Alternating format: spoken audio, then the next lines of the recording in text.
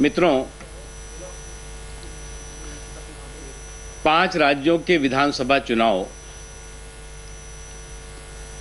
की घोषणा हो गई है और इन 5 राज्यों में भारतीय जनता पार्टी सुशासन बनाम कुशासन के मुद्दे पर मतदाताओं के बीच जाएगी। मध्य प्रदेश, राजस्थान, दिल्ली और छत्तीसगढ़ की सभी 590 विधानसभा सीटों पर भारतीय जनता पार्टी चुनाव लड़ेगी। मिजोरम की 40 सीटों में से कई सीटों पर भारतीय जनता पार्टी अपने उम्मीदवार उतारेगी। राज्य इकाइयां उम्मीदवारों के चयन की प्रक्रिया कर रही हैं और जल्द ही केंद्रीय चुनाव समिति इन 5 राज्यों में भारतीय जनता पार्टी के उम्मीदवारों के नामों को अंतिम मुहर लगाएगी। मध्य प्रदेश में श्री शिवराज सिंह चौहान जी के नेतृत्व में भारतीय जनता पार्टी की सरकार ने सभी क्षेत्रों में समृद्धि और सुशासन का शानदार कीर्तिमान स्थापित किया है। छत्तीसगढ़ में श्री रमन सिंह जी की सरकार ने आखिरी व्यक्ति तक विकास की रोशनी पहुंचे, इसका सभी लोगों को एहसास कराया है और सफलता हासिल की है। और ये दोनों राज्य सरकारें जो भारतीय जनता पार्टी की हैं, उन्होंने जो सफलता हासिल की है, सुशासन स्थापित किया है, समृद्धि का एहसास कराया है लोगों को, वो कांग्रेस पार्टी के केंद्र सरकार के सौतेले व्यवहार के बावजूद। केंद्र सरकार विकास के काम में लगातार इन राज्यों में, मध्य प्रदेश में और छत्तीसगढ़ में रोड़े अटकाती रही। उसके बावजूद भी मध्य प्रदेश और छत्तीसगढ़ ने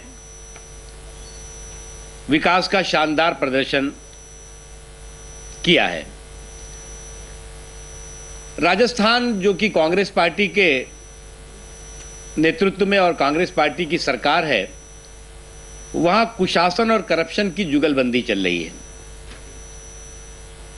और कुशासन और करप्शन की जुगलबंदी यहां तक है कि जो काम श्रीमती वसुंधरा राजे सिंधिया जी की पिछली सरकार ने राजस्थान में किए थे, राजस्थान के लिए किए थे विकास से संबंधित, उन तमाम कामों को या तो ठंडे बस्ते में डाल दिया गया या उसको आगे नहीं बढ़ाया गया। महिलाओं के सशक्तिकरण की जो भामाशाह योजना थी, उसको बिल्कुल रोक दिया गया। और जो पेयजल परियोजना थी, वसुंधरा राजे जी ने और भारतीय जनता पार्टी ने युद्ध स्तर पर शुरू की थी, उसमें काम बिल्कुल जीरो रहा। केवल ये सरकार भ्रष्टाचार, घोटाले और जनधन की लूट में पूरी समय लगी रही। दिल्ली सरकार का भी लगभग यही हाल है। घोषणाओं और घोटालों की सरकार दिल्ली की सरकार साबित हुई है। मात्र घोषणाएं और उसके बाद घोटाला। इसीलिए कांग्रेस की जो सरकारें हैं, चाहे केंद्र की सरकार हो चाहे प्रदेश की सरकार, इनके कुशासन, घोटालों, भ्रष्टाचार, जनधन की लूट और महंगाई, इनको लेकर के भारतीय जनता पार्टी एक चार्जशीट लोगों के बीच लाएगी। और उस चार्जशीट में आंकड़ों और दस्तावेजों के साथ हम बताएंगे कि इन सरकारों ने, कांग्रेस पार्टी की, कितनी दर्दी और बेशर्मी के साथ जनधन की लूट का अपराध किया है। मित्रों, राजस्थान की कुल 45,334 45,334, मध्य प्रदेश की 53,896, छत्तीसगढ़ की 21,418 और दिल्ली की 11,763 पोलिंग बूथों पर भारतीय जनता पार्टी के पोलिंग बूथ स्तर के कार्यकर्ताओं की नियुक्ति कर दी गई है। वहीं पर मिजोरम में 1126 पोलिंग स्टेशनों में अधिकांश पोलिंग स्टेशनों पर पोलिंग बूथों पर भारतीय जनता पार्टी के कार्यकर्ताओं की नियुक्ति हुई है। साथ ही मध्य प्रदेश के 230, राजस्थान के 200, दिल्ली के 70, छत्तीसगढ़ के 90 और मिजोरम के 21 विधानसभा क्षेत्रों में विधानसभा स्तर के कार्यकर्ताओं का सम्मेलन भी इन चुनावी राज्यों में हो चुका है। राजस्थान, मध्य प्रदेश, छत्तीसगढ़ और दिल्ली में श्री नरेंद्र मोदी जी की बड़ी सभाएं और बड़े कार्यक्रम संपन्न हो चुके हैं। उसके अतिरिक्त मध्य प्रदेश में श्री शिवराज सिंह चौहान जी, छत्तीसगढ़ में डॉक्टर रमन सिंह जी, राजस्थान में श्रीमती वसुंधरा राजे सिंधिया जी ने सुशासन संकल्प यात्रा के माध्यम से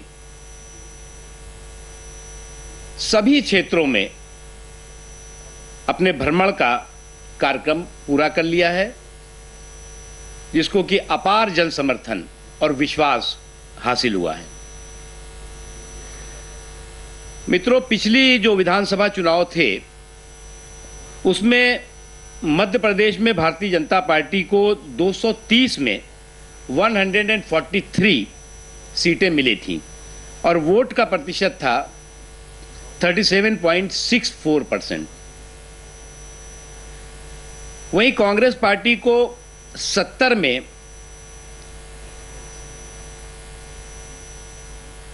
कांग्रेस पार्टी को 70 सीटें मिली थी और वोट का प्रतिशत था 32.39%। इसी तरह राजस्थान में भाजपा को 230 सीटों में 70 सीटें 200 में मिली थी और 34% जी या और कांग्रेस को 96 सीट मिली थी और कांग्रेस को 36.82% वोट प्राप्त हुए थे। छत्तीसगढ़ में 90 सीटों में भाजपा को 50 सीटें 40.34% वोट था और कांग्रेस को 38 सीटें 38% वोट भी था। मित्रों, इसी तरह से दिल्ली में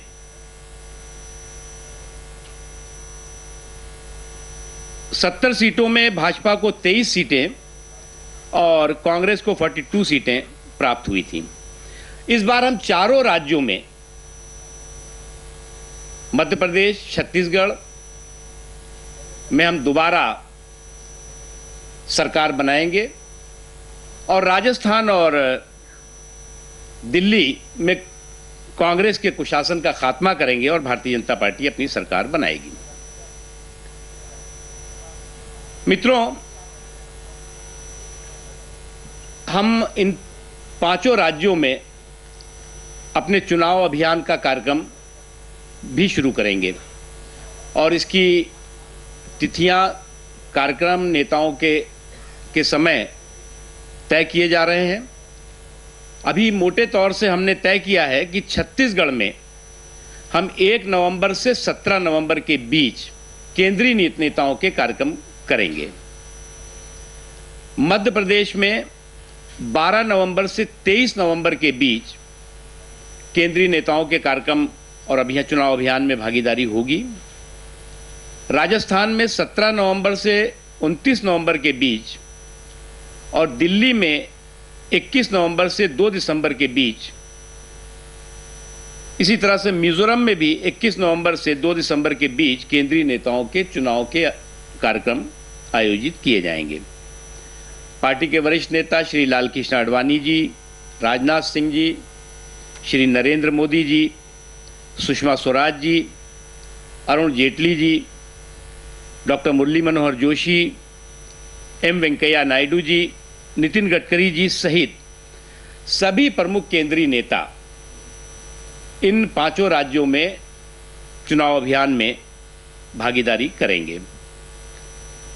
मित्रों, हमने सभी प्रदेश इकाइयों को से ये अनुरोध किया है कि जो अभी नामांकन की नॉमिनेशन की प्रक्रिया है उसमें थोड़ा बदलाव आया है। जो एफिडेविट होता है उम्मीदवारों की जानकारी से संबंधित, एसेट के बारे में, लायबिलिटी के बारे में, क्रिमिनल रिकॉर्ड्स के बारे में, उसमें पहले जो व्यवस्था थी कि अगर किसी कैंडिडेट ने एफिडेविट में कोई चीज छोड़ दी तो भी उसका नॉमिनेशन रिजेक्ट नहीं हो सकता था। अभी इस समय जो नई व्यवस्था है उसमें अगर कैंडिडेट ने कोई चीज भी छोड़ दी तो वो नॉमिनेशन भी रिजेक्ट हो सकता है। इसलिए हमने राज्यों को अपने कहा है कि वो इस दिशा में जो उम्मीदवार हैं उनको पूरी जानकारी दें। उसके साथ ही साथ जो वोटिंग मशीन में भी एक नई व्यवस्था हुई है कि एक बटन होगा जो किसी को वोट देने का विकल्प रखेगा, किसी को नहीं वोट देने का विकल्प, तो उसकी जानकारी भी हमने प्रदेश से कहा है कि सभी उम्मीदवारों को और बूथ स्तर के कार्यकर्ताओं को दी जाए। वैसे प्रदेशों से समन्वय के लिए, कार्यक्रमों के संचालन के लिए केंद्रीय स्तर पर कंट्रोल रूम की स्थापना कर दी गई है। मुझे इतना ही कहना है, इसमें आपको कुछ पूछना है तो। हाँ, मुजुमदार जी।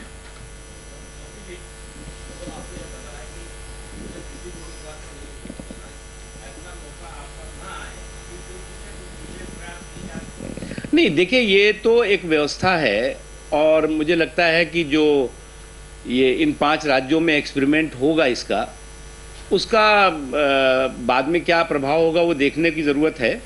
लेकिन हमारा जो मतदाता है या जो किसी दूसरी पार्टी का मतदाता है जो वोट देने जाएगा, जो वोट नहीं देना चाहता, वो जो कोई नहीं का बटन दबाना चाहता है, तो वो तो एक व्यवस्था है। इसलिए हमने बताया कि ये भी एक व्यवस्था हुई है।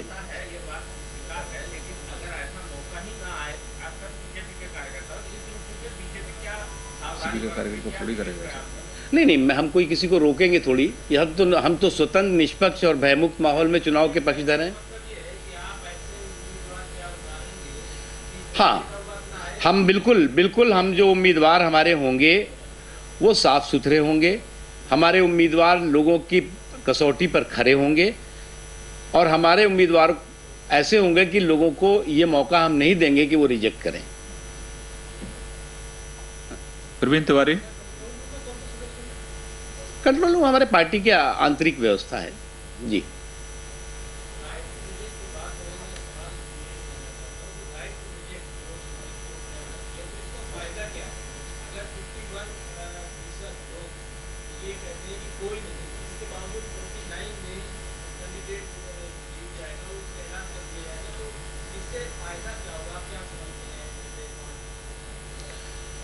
देखिए, पहले भी राइट टू रिजेक्ट था, उसके लिए प्रक्रिया बहुत लंबी थी, बहुत जटिल थी, इसलिए ये हुआ है। उसमें मैं इसको स्वागत योग्य मानता हूँ और एक्सपेरिमेंट हो रहा है इन 5 राज्यों में।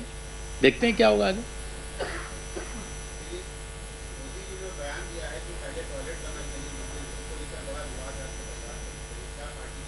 कोई विवाद नहीं है। मोदी जी ने जो कहा है वो बिल्कुल ठीक कहा है और मोदी जी की बात को किसी और रूप में लेना ठीक नहीं है।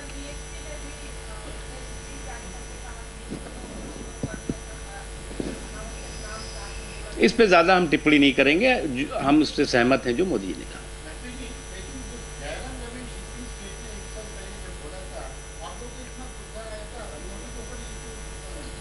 देखिए, जयराम रमेश जी ने जिस भावना से बोला था और जहां निशाना उनका था, नहीं, भावना भी और निशाने में भी फर्क है। शब्दावली में हाँ, निशाना भी फर्क है और शब्दावली में भी फर्क था।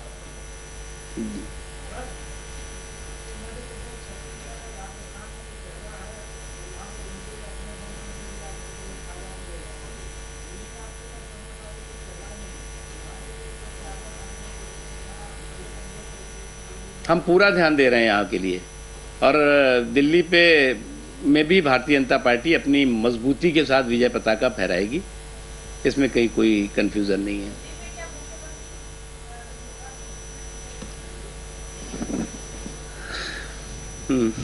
पीछे आप पूछ रहे थे कुछ? यस,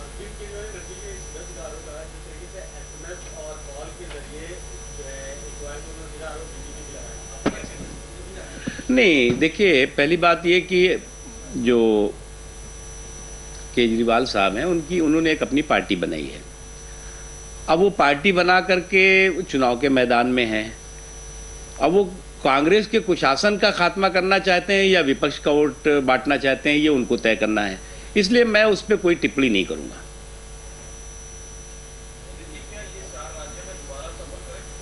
जी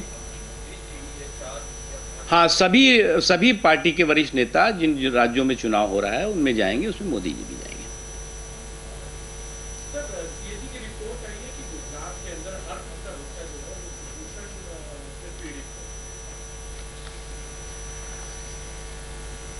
देखिए, मेरे पास दस्तावेज है, चाहेंगे तो आपको मैं दूंगा भी। सीएजी की रिपोर्ट में ये स्पष्ट रूप से कहा गया कि कुपोषण के खात्मे के लिए गुजरात की सरकार ने सर्वश्रेष्ठ काम पूरे देश भर में किया है। और मैंने एक आंकड़ा देखा, उसमें जो पूरे देश में कुपोषण से प्रभावित 100 जिले हैं, उनमें गुजरात का एक भी डिस्ट्रिक्ट नहीं है, एक भी जिला नहीं है।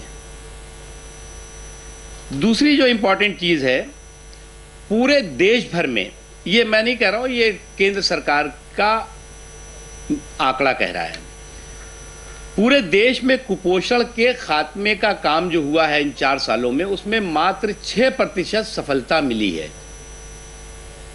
और गुजरात में इन 4 वर्षों में 30% से ज्यादा कुपोषण के खात्मे की सफलता प्राप्त हुई है। अब कांग्रेस पार्टी को तो कुछ मुद्दा नहीं है तो चिल्लाना है, क्योंकि गुजरात में कांग्रेस पार्टी का कुपोषण तो हम खत्म नहीं कर सकते।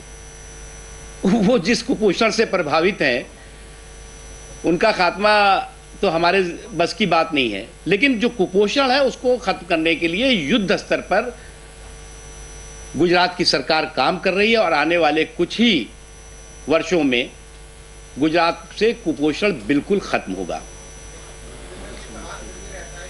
और वही नहीं, जो उसके अलावा जो कांग्रेस रूल्ड स्टेट है, ये सरकारी आंकड़ा है, कहेंगे तो आपको हम बंटवा भी देंगे, वहां पर कुपोषण की जो स्थिति है वो तो इतनी भयावह है, दुखद है, जिसकी कि जिक्र करते हुए जो है वो चिंता होती है। और कांग्रेस पार्टी उसके बावजूद अगर इस तरह के कागज की नाव लेकर के घूमेगी तो उसके भ्रष्टाचार का जहाज नहीं बचेगा।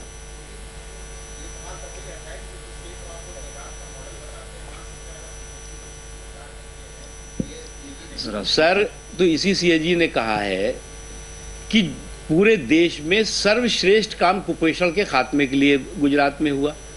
इसी सरकार ने कहा कि पूरे देश में 6% एवरेज है कुपोषण के खात्मे के प्रयासों की, और मात्र गुजरात में 30% से ज्यादा है। तो ये फर्क है ना, यानी कि प्रयासों की दृष्टि से कुपोषण तो एक राष्ट्रीय समस्या है, और उस राष्ट्रीय समस्या को राजनीतिक समस्या बनाएंगे और उसके ऊपर राजनीति करेंगे तो नहीं काम चलेगा। लास्ट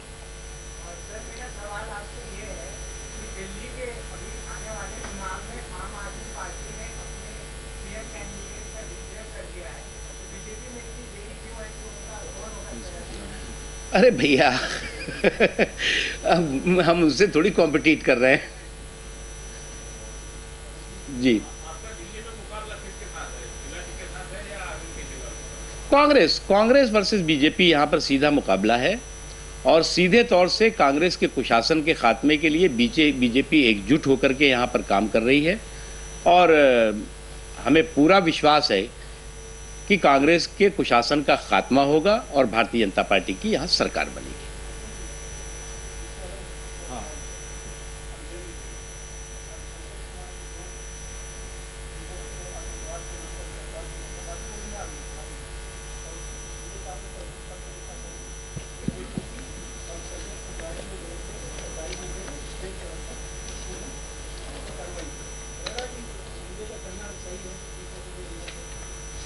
देखिए, पहली बात तो अच्छा आपने सवाल किया, मैं मेरे दिमाग से भी निकल गया था।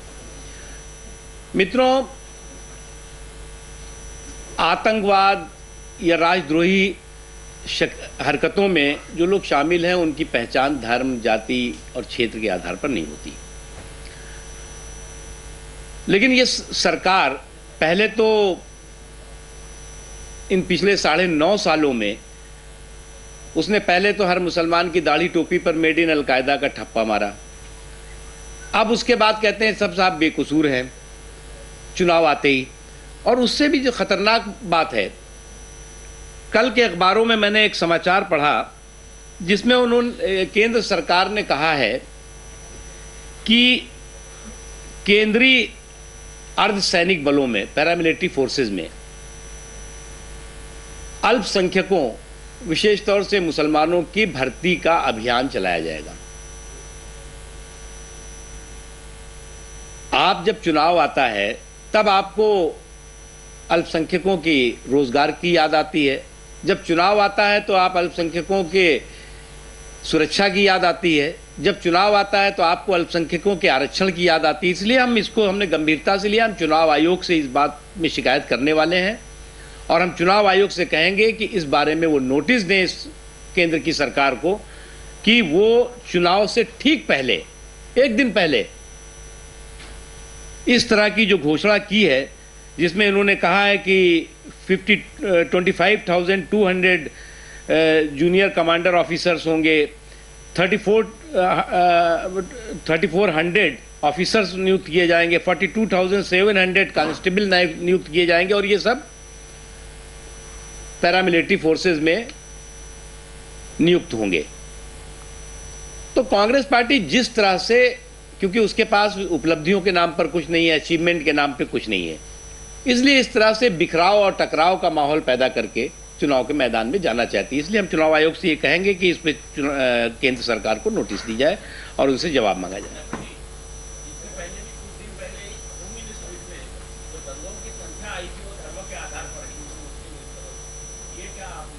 ये बिल्कुल गलत है, ये बिल्कुल गलत है और ये पहली बार देश के इतिहास में, आजादी के बाद से पहली बार ये ऐसा हुआ है।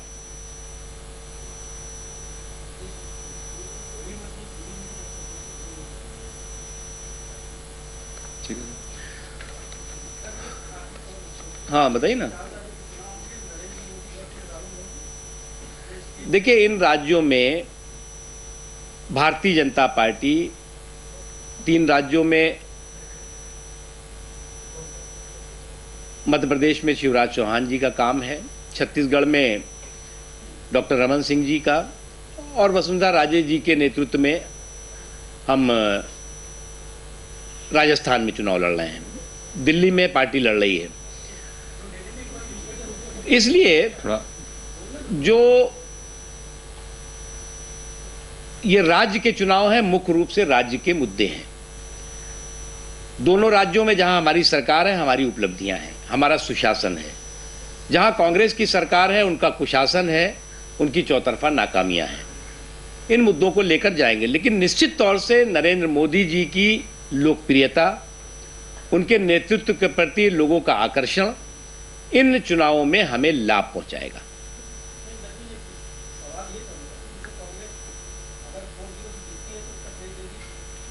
अरे भाई, राहुल गांधी जी राहुल गांधी जी और सोनिया गांधी जी उत्तर प्रदेश से आते हैं। उत्तर प्रदेश में कैंपेन कर रहे थे। उत्तर प्रदेश में कांग्रेस पार्टी का क्या हाल हुआ, उसके बाद क्या आपने उनको पूरा जिम्मेदार सराहा? हम तो चारों सीटें जीतने जा रहे हैं, तब भी हम ये नहीं कह रहे हैं कि श्रेय पार्टी के कार्यकर्ताओं को होगा। हाँ डॉक्टर।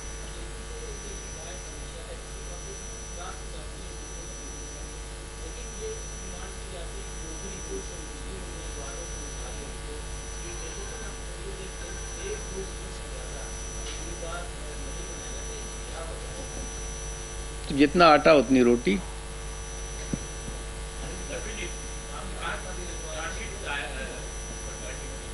जी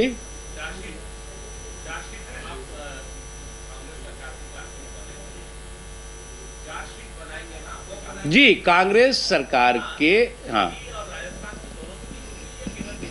नहीं, दिल्ली भी होगी, राजस्थान भी होगी, और मध्य प्रदेश में भी हम चार्जशीट लेंगे। मध्य प्रदेश में जो कांग्रेस पार्टी की केंद्र सरकार ने सौतेला व्यवहार किया है, उसके अलावा कांग्रेस की केंद्र सरकार की नीतियों के चलते जो महंगाई बढ़ी है, बेरोजगारी बढ़ी है, ये तमाम मुद्दे भी होंगे।